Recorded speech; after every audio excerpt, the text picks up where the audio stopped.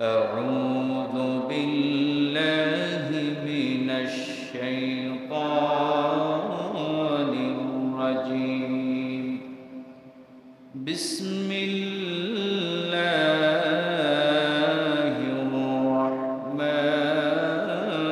الرحيم. وننزل من القرآن ما هو شفاء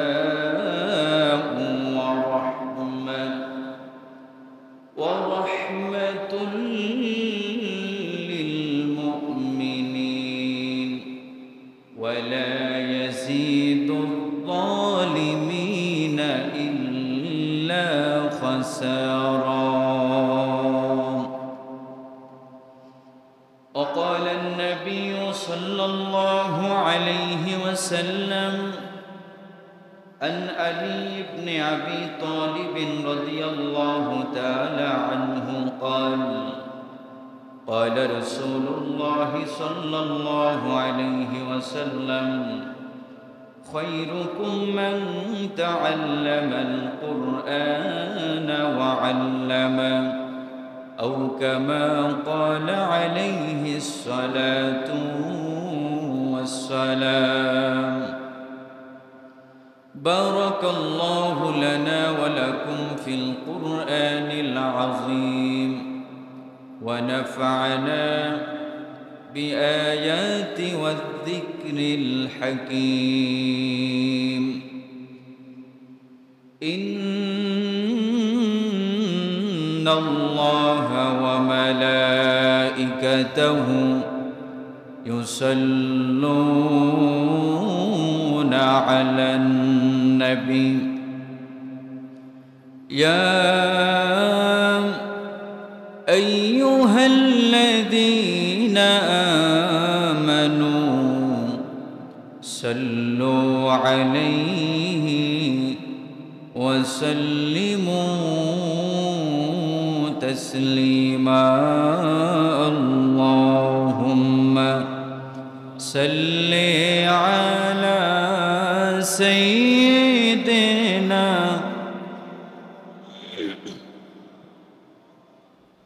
وعلى آل سيدنا। जोड़े जोड़े मोहब्बत करुन अल्लाहुम्मा सल्ले अला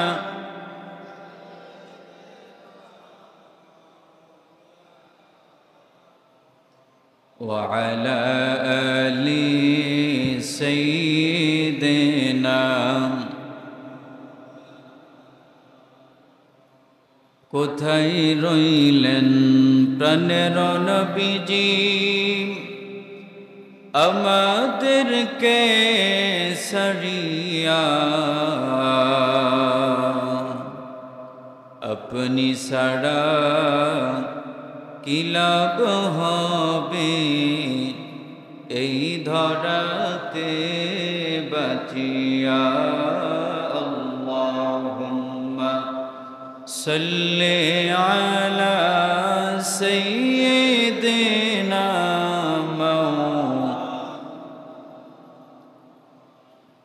ওয়া আলা আলি সাইয়্যিদিনা।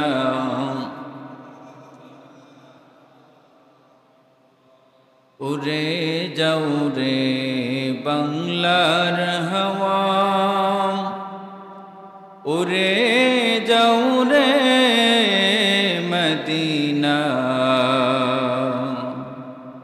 মোদের সালাম পৌঁছে দিও নবীজির পাক রওয়াজায়। আল্লাহুম্মা সাল্লি আলা সাইয়্যিদিনা মাওলানা ওয়া আলা আলি সাইয়্যিদিনা।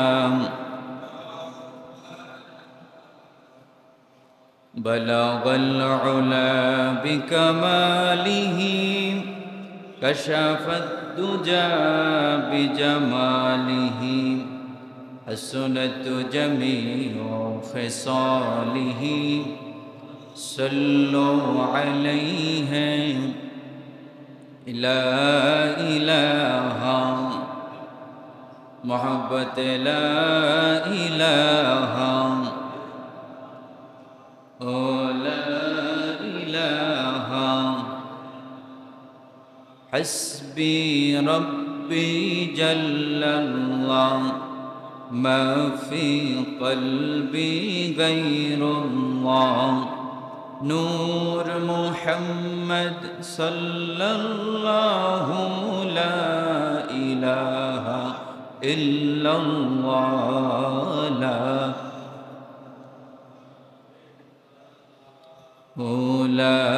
إله لا إله لا إله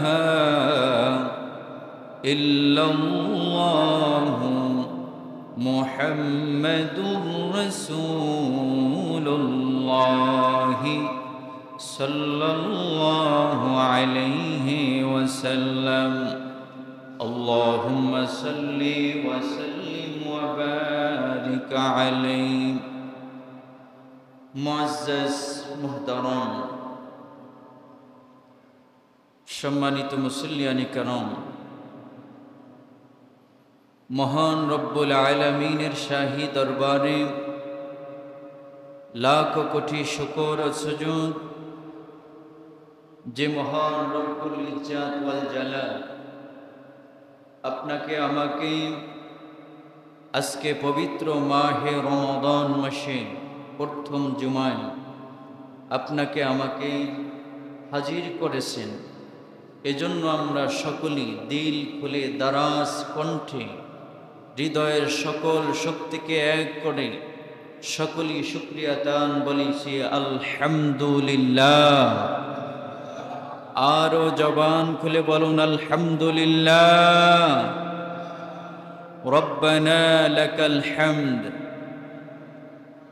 حمدا كثيرا طيبا مباركا فيه يا ربي لك الحمد كما ينبغي لجلال وجهك وعظيم سلطانك আমরা মহান রব্বুল আলামিনের শুকরিয়া দান বলেছি আলহামদুলিল্লাহ সম্মানিত হাজিরিন আজকে আমরা আলোচনা শুনব মাহে রমাদান মাসে কোরআনের গুরুত্ব এর পাশাপাশি আমরা আরো একটি বিষয় নিয়ে আলোচনা শুনব কোরআন তেলাওয়াতকারীর ফজিলত এবং মর্যাদা রাসূল আকরাম সাল্লাল্লাহু আলাইহি ওয়াসাল্লাম হাদিস শরীফের ভিতরে ইরশাদ করেছেন قال النبي صلى الله عليه وسلم خيركم من تعلم القرآن وعلمه তোমাদের ভিতরে তোমাদের মধ্যে সর্বোত্তম হলো এই ব্যক্তি যে কোরআন মাজিদ শিক্ষা করে এবং শিক্ষা দেয় সুবহানাল্লাহ বলেন এই পৃথিবীতে অসংখ্য অগণিত কোরআনের হাফেজ আছে এ বাংলার জমিনের ভিতরে অসংখ্য অগণিত কোরআন মাজিদের কপি আছে কিন্তু আমরা এমন একটা জাতি এমন একটা দলে আমরা যোগ দিয়েছি নাম লিখিয়েছি কিন্তু আমাদের মতো হতভাগা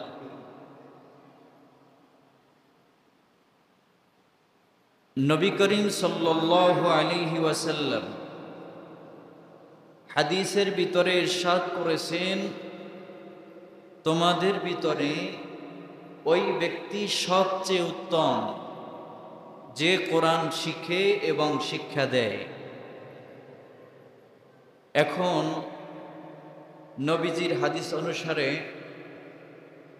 কোরআন শিক্ষা দেয় কোথায়?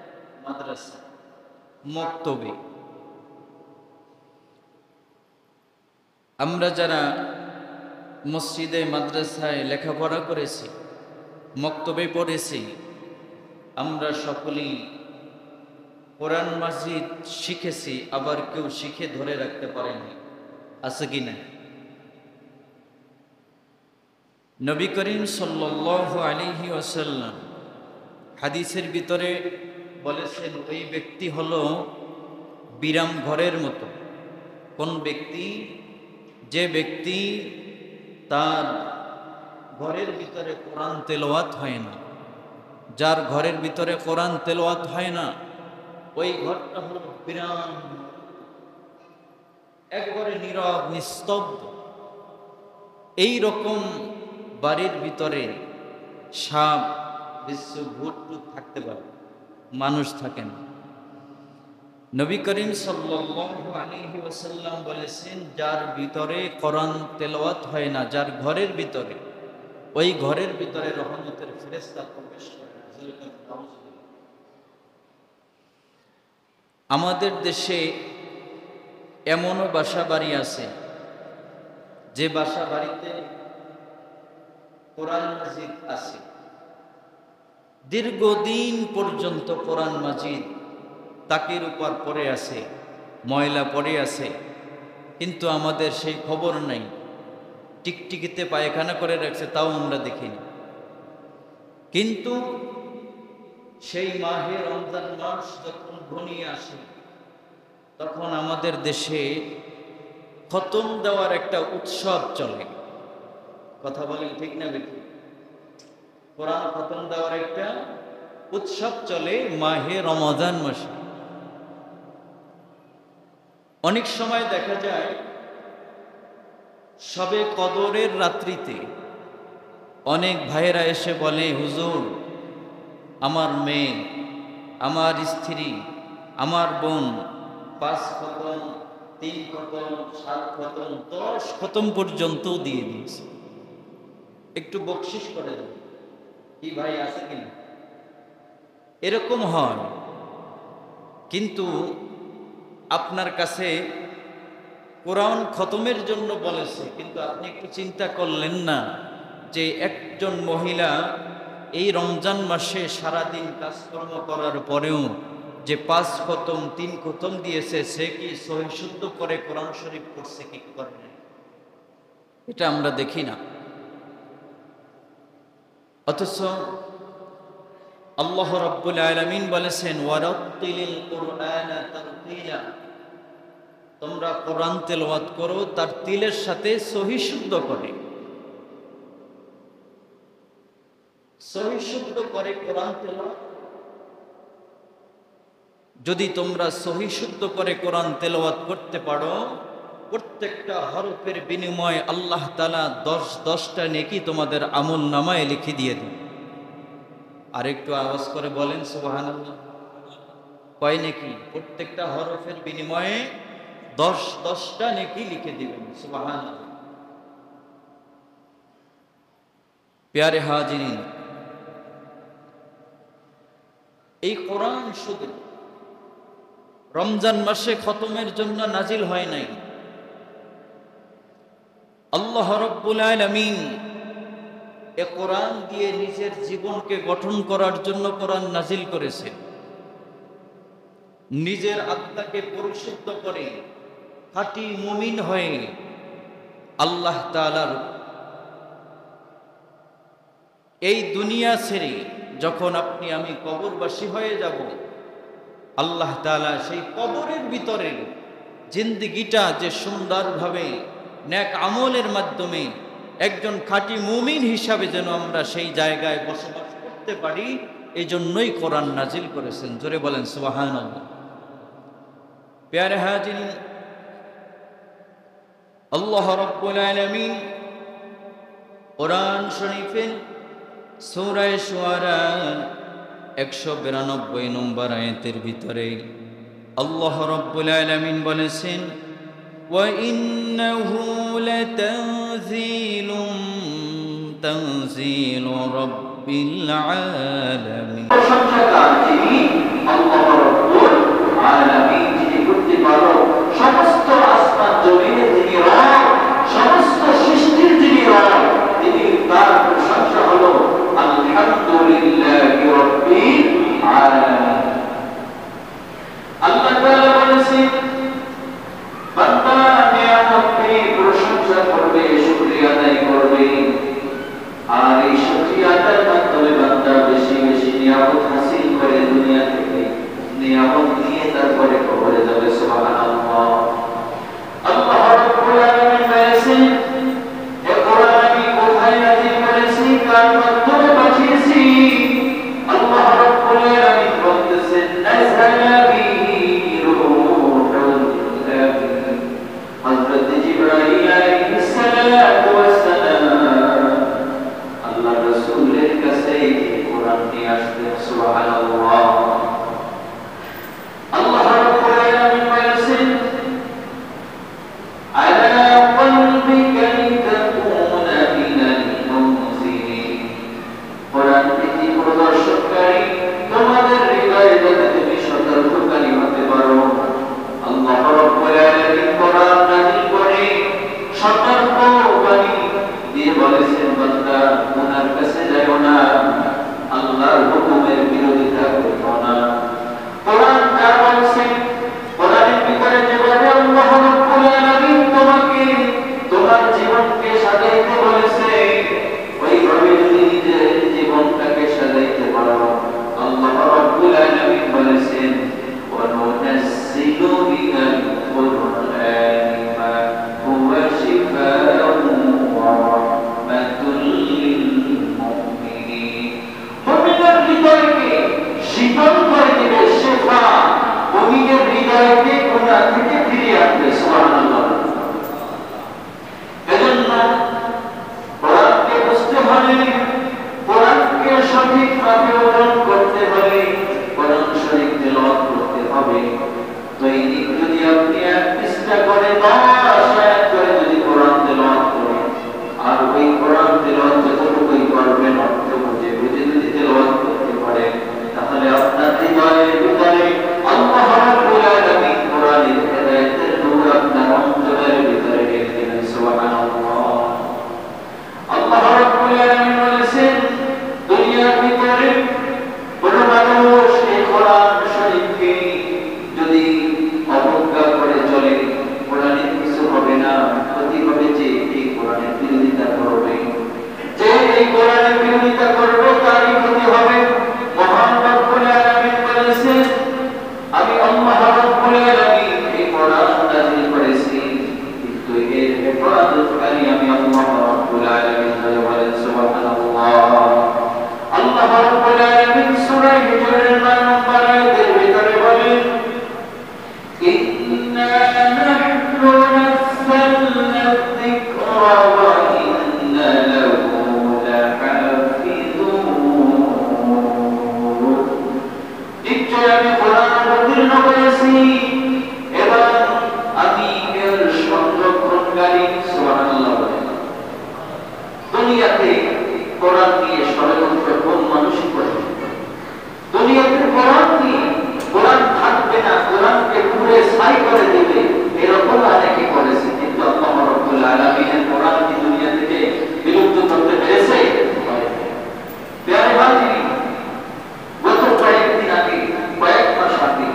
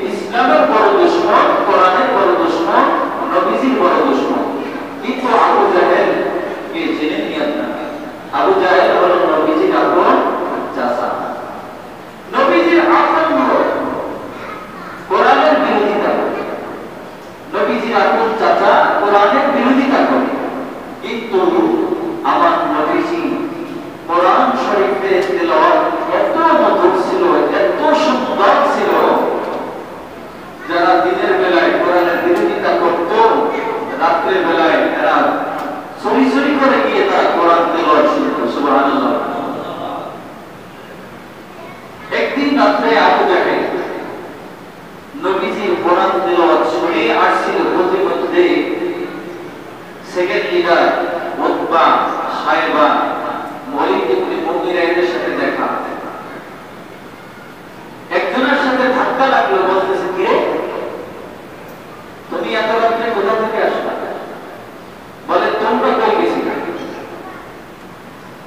পরে বলে না এক পর্যায়ে বলে ফেলছে যে আমরা দিনের বেলায় যার বিরোধিতা করি, আমার ভাতিজা মুহাম্মদুর রাসূলুল্লাহ সাল্লাল্লাহু আলাইহি ওয়াসাল্লামের কণ্ঠে কোরআন তেলাওয়াত এত মধুর, এত সুন্দর, সত্যি মনে চায়, সত্যি মনে চায়। সুবহানাল্লাহ। কোরআন তেলাওয়াত শুধু সত্যি মনে চায়। আল্লাহ রাব্বুল আলামিন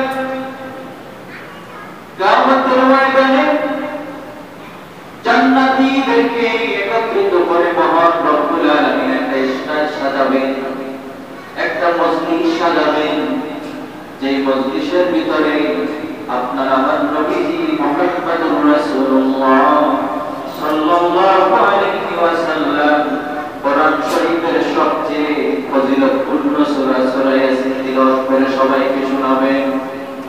আরেকটু আওয়াজ করে বলুন, সূরা ইয়াসিন নবীজি জান্নাতি লোকদের সেই মজলিসের ভিতরে সূরা ইয়াসিন তেলাওয়াত করে শোনাবেন।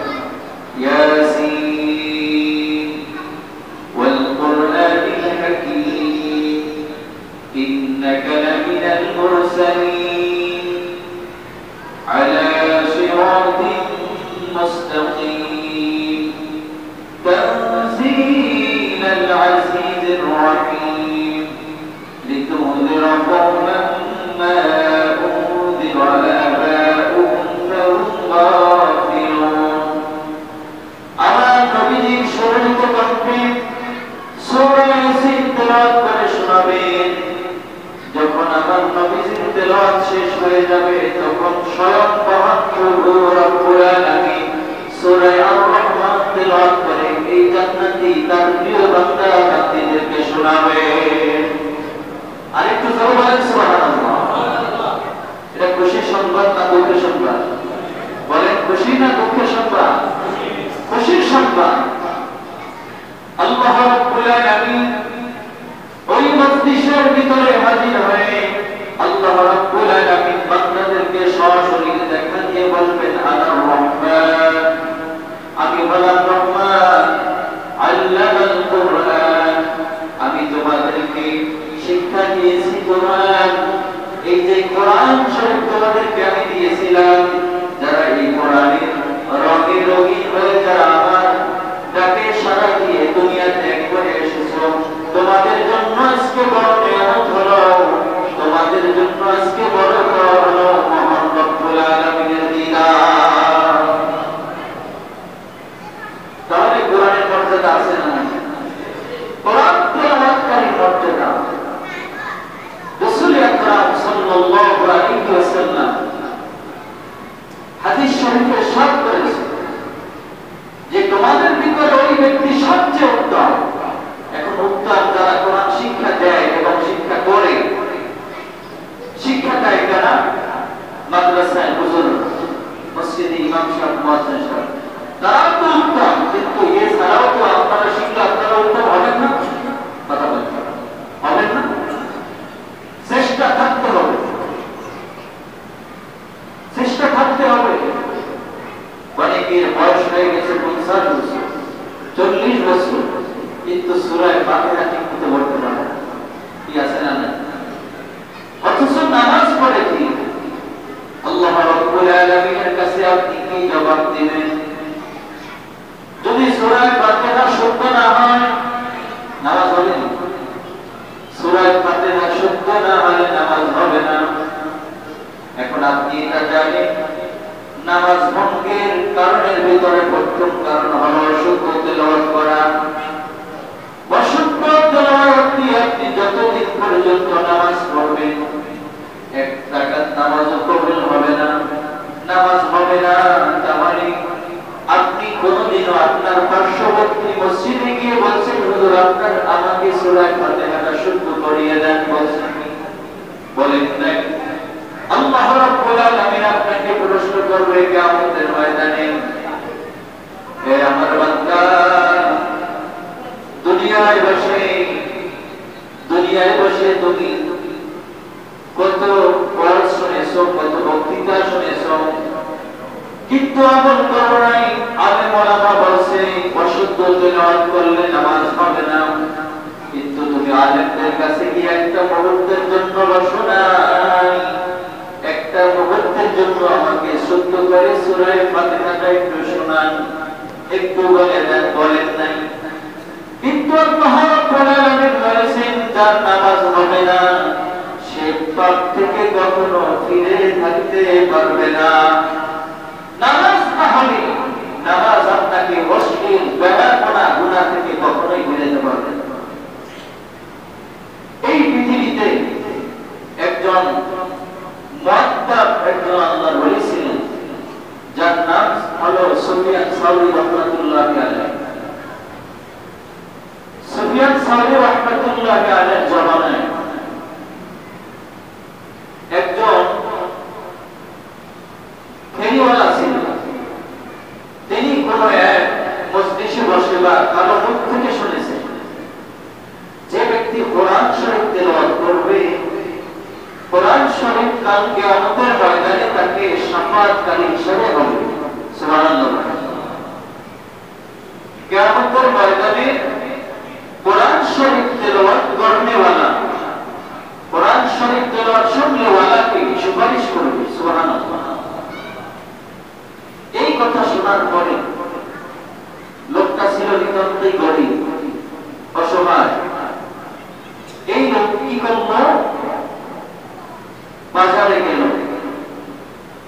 তিনিও ফেরি করতেছেন, অপর একজন ব্যক্তি কিছু কিতাব, কিছু কোরআন শরীফ নিয়ে বলতেছে যে আমার আল্লাহর কালাম কে কিনবে, কে এই কোরআন শরীফ তেলাওয়াত করবে, কে জান্নাতি এই নিয়ামত হাসিল করবে। এই কথা শোনার পরে তার পকেটে যে টাকা ছিল এই টাকা দিয়ে সে কোরআন শরীফ কিনে ফেলল। সুবহানাল্লাহ। কোরআন শরীফ কিনে ফেলল, কিনে বাড়িতে নিয়ে গেল।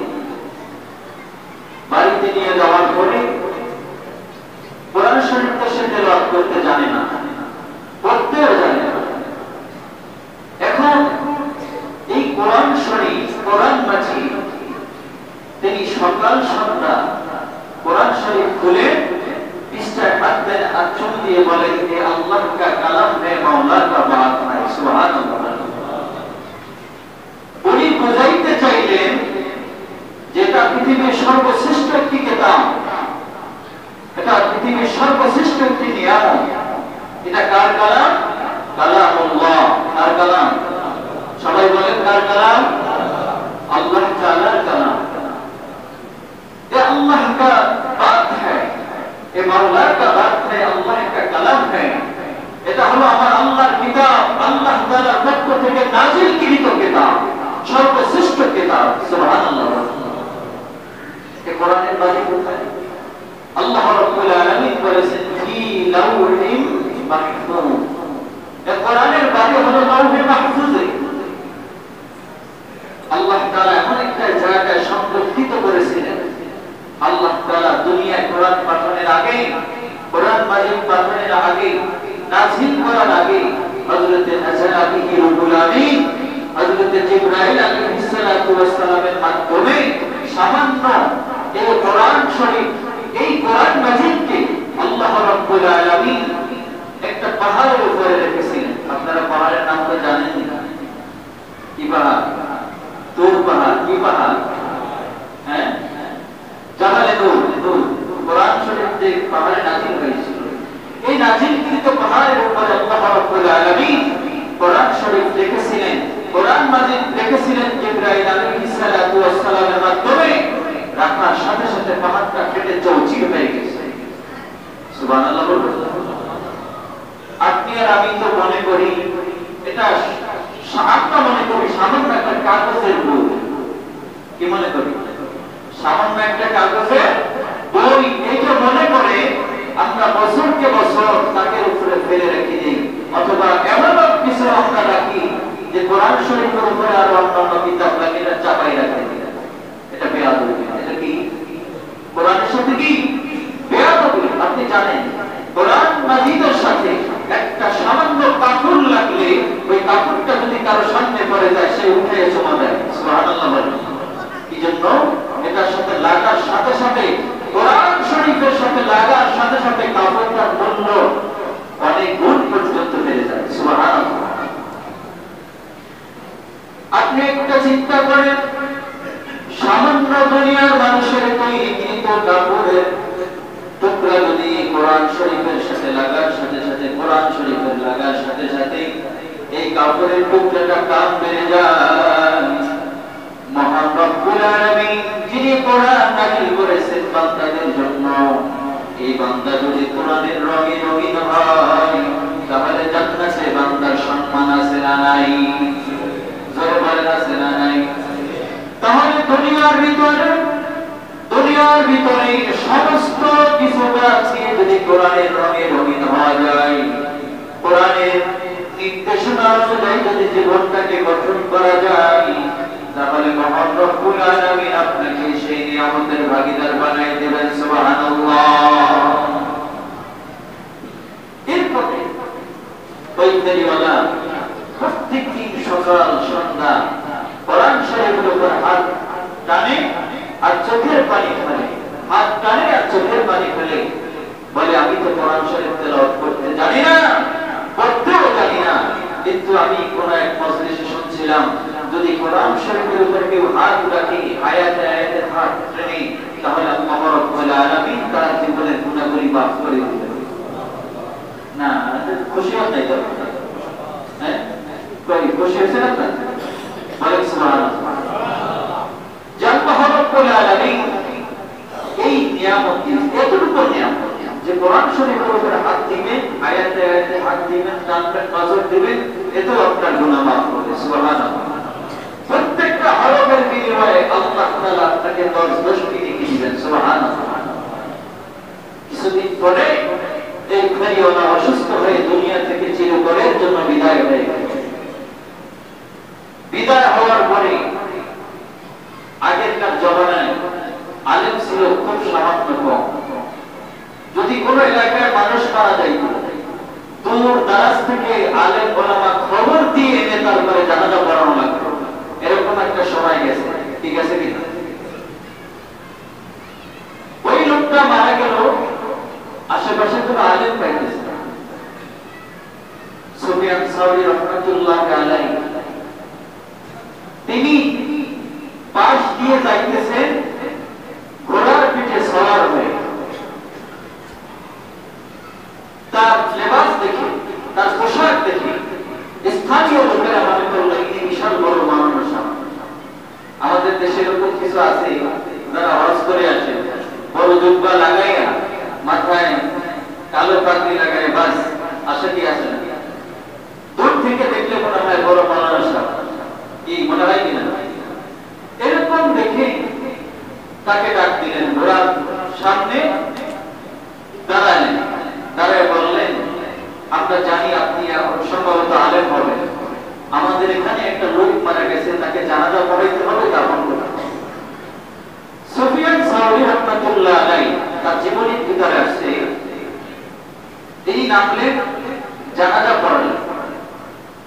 জানাজা পড়ানোর পরে তাকে কবরস্থ করলেন। কবরস্থ করার পরে তিনি চলে গেলেন, কিন্তু গিয়ে দেখতেছে তার পকেটের ভিতরে জরুরি একটা কোন একটা জিনিস ছিল, ওইটা কোথায় যেন হারিয়ে গেছে। এখন আর ওইটা পাইতেছে না। তিনি খুঁজতে খুঁজতে তার স্মরণ হলো, আমি তো ওই লোকটাকে দাফন করেছি, সম্ভবত কবরের ভিতরেই পড়েছি।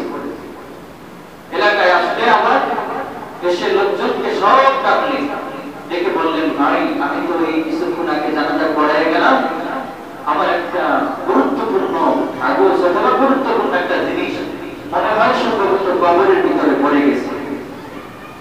এখন কি করতে হবে? অনেক গুরুত্বপূর্ণ